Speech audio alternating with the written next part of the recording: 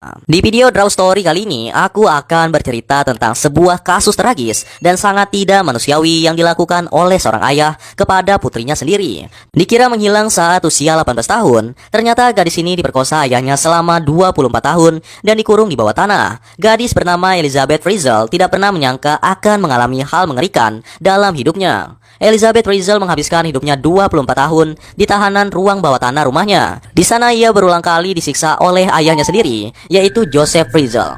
Semua ini berawal pada tanggal 28 Agustus 1984. Elizabeth Frizzell yang berusia 18 tahun tiba-tiba menghilang. Dengan rasa panik, ibunya yaitu Rosemary mengajukan laporan orang hilang karena sudah berminggu-minggu tidak ada kabar dari Elizabeth. Polisi pun melakukan penyelidikan dan pencarian, namun tidak juga menemukan jejak Elizabeth. Tidak lama setelah itu, entah dari mana, sepucuk surat datang dari Elizabeth yang mengatakan bahwa ia sudah bosan dengan kehidupan keluarganya dan memutuskan untuk kabur dari rumah. Ayahnya yaitu Joseph mengatakan kepada polisi yang datang ke rumahnya bahwa dia tidak tahu kemana Elizabeth akan pergi, tetapi bahwa dia kemungkinan akan bergabung dengan pemujaan agama, sesuatu yang telah dia bicarakan sebelumnya, seperti mengikuti sebuah ajaran sesat dan harus meninggalkan rumahnya.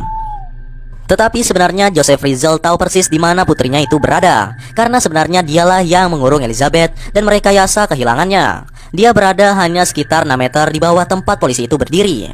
Jadi ceritanya pada 28 Agustus 1984, Joseph memanggil putrinya ke ruang bawah tanah rumah keluarganya. Dia ingin memasang kembali pintu ruang bawah tanah yang baru saja direnovasi dan membutuhkan bantuan untuk membawanya. Ketika Elizabeth memegangi pintu, Joseph memperbaiki pintu itu. Begitu Elizabeth memegang engsel pintu itu, dia mengayunkannya sampai terbuka hingga memaksa Elizabeth masuk dan membuatnya terjatuh sampai pingsan dengan handuk yang sudah basah kuyup oleh obat bius. Dan Elizabeth tidak pernah menyangka selama 24 tahun ke depan, bagian dalam ruang bawah tanah berdinding tanah itu akan menjadi satu-satunya hal yang akan dilihat Elizabeth. Ayahnya sebenarnya telah berbohong kepada ibunya dan juga polisi yang mencarinya, memberi mereka cerita bohong tentang bagaimana dia melarikan diri dan bergabung dengan sekte agama atau ajaran sesat, yang pada akhirnya penyelidikan polisi tentang keberadaannya akan menjadi terlalu lama, dan lama kemudian dunia akan melupakan gadis yang bernama Elizabeth Frizzell yang telah dinyatakan hilang. Tapi Joseph Frizzell tidak akan pernah lupa, karena dia yang telah mengurungnya. Menurut pengakuan keluarga Frizzell, Joseph akan pergi ke lantai bawah tanah setiap pukul 9 pagi untuk membuat rancangan mesin yang ia jual. Kadang-kadang dia akan menghabiskan malam di sana, tetapi istrinya tidak khawatir sama sekali. Ia berpikir bahwa suaminya adalah seorang pekerja keras dan sepenuhnya didedikasikan untuk karirnya. Tapi bagi putrinya yaitu Elizabeth Frizzell, Joseph adalah seorang monster. Paling tidak dia akan mengunjunginya di ruang bawah tanah 3 kali seminggu, bahkan bisa hampir setiap hari. Selama 2 tahun pertama, Joseph meninggalkannya sendirian dan hanya mengawasi tawanannya itu. 2 bagian ruang bawah tanah yang kedap suara dijadikan tempat pengurungan Elizabeth. Kemudian dia mulai memperkosanya, melanjutkan kunjungan malam yang sudah dia mulai ketika dia baru berusia 11 tahun. 2 tahun di kurungannya, Elizabeth akhirnya hamil, meskipun ia harus keguguran 10 minggu dalam kehamilan. Namun 2 tahun kemudian dia hamil lagi, dan pada bulan Agustus 1988, seorang bayi perempuan yang bernama Kerstin lahir di dunia. Tidak hanya itu, 2 tahun kemudian bayi lainnya lahir, seorang anak laki-laki bernama Stephen. Kerstin dan Stephen tetap di ruang bawah tanah bersama ibu mereka, dibawakan jatah makanan dan air setiap minggu oleh Joseph. Elizabeth berusaha mengajarkan mereka dengan pendidikan dasar yang dia miliki dan memberi mereka kehidupan paling normal yang dia bisa dalam keadaan yang sangat mengerikan. Selama 24 tahun di bawah sana, Elizabeth pun melahirkan 5 anak lagi. Satu anak diizinkan untuk tetap berada di ruang bawah tanah bersama ibunya. Satunya lagi meninggal tak lama setelah kelahiran dan dibakar Joseph dalam tungku pembakaran. Dan 3 lainnya dibawa ke atas untuk tinggal bersama Rosemary dan Joseph. Namun Joseph tidak serta-merta membawa anak-anak untuk tinggal bersamanya. Untuk menyembunyikan perbuatannya dari istrinya Rosemary, dia memanipulasi penemuan rumit anak-anak tersebut, sering melibatkan penempatan mereka di semak-semak dekat rumah atau di ambang pintu. Setiap kali menemukannya, anak itu akan dibungkus rapi dan disertai dengan sebuah catatan yang mengklaim bahwa dia tidak bisa merawat bayi itu dan meninggalkannya kepada siapa saja yang menemukan bayi itu untuk disimpan dan dirawat dengan aman. Padahal sebenarnya tidak lain itu adalah tulisan tangan dari Joseph. Yang lebih mengejutkan, layanan sosial tidak pernah mempertanyakan penampilan anak-anak itu dan membiarkan Frizzell menjaga mereka sebagai anak-anak mereka sendiri. Bagaimanapun, para pejabat mendapat kesan bahwa Rosemary dan Joseph adalah kakek nenek dari bayi-bayi itu.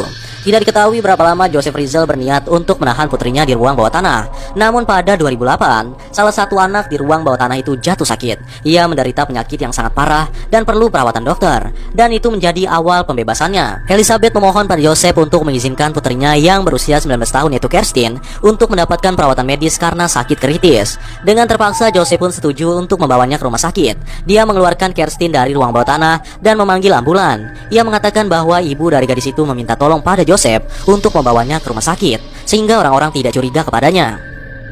Selama seminggu di rumah sakit, polisi menanyai Kerstin dan informasi tentang keluarganya. Namun tidak ada yang didapat karena tidak ada keluarga yang dapat dibicarakan. Polisi akhirnya menjadi curiga terhadap Joseph dan membuka kembali penyelidikan atas kehilangan Elizabeth Frizzle. Mereka mulai membaca surat-surat yang diduga dari Elizabeth. Lalu pada 26 April 2008, Joseph dengan terpaksa melepaskan Elizabeth dari ruang bawah tanah untuk pertama kalinya dalam 24 tahun karena ia sangat ingin melihat anaknya yang sakit. Elizabeth segera pergi ke rumah sakit untuk melihat putrinya, di mana staf rumah sakit memberitahu polisi tentang kedatangan seorang wanita yang sangat dianggap mencurigakan. Malam itu juga Elizabeth ditahan untuk ditanyai tentang penyakit putrinya dan juga kisah dari ayahnya. Setelah membuat janji kepada polisi bahwa dia tidak akan bertemu dengan ayahnya lagi, Elizabeth Frizzle menceritakan kisah pemenjaraannya selama 24 tahun itu.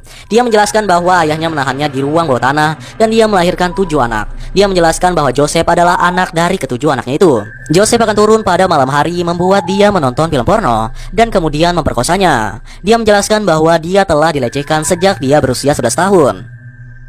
Malam itu juga polisi langsung menangkap Joseph Frizzle atas kejahatan yang tidak manusiawi yang ia perbuat selama ini terhadap putrinya sendiri. Setelah penangkapan, anak-anak di ruang bawah tanah juga dibebaskan dan istri Joseph tidak ditangkap karena diduga ia tidak tahu apa-apa tentang peristiwa yang terjadi tepat di bawah lantai rumahnya. Para penyewa yang tinggal di apartemen di lantai pertama rumah Frizzle juga tidak pernah tahu apa yang terjadi tepat di bawah mereka karena Joseph sering mengatakan semua suara di bawah tanah itu adalah akibat adanya pipa yang salah dan pemanasan yang berisik. Mereka tidak tahu kalau sebenarnya terjadi penganiayaan selama 24 tahun di bawah sana. Joseph pun akhirnya dikurung dan dijatuhi hukuman pidana, yaitu di penjara seumur hidup. Hingga kini Elizabeth Frizzle hidup di bawah identitas baru di sebuah desa rahasia yang ada di Australia.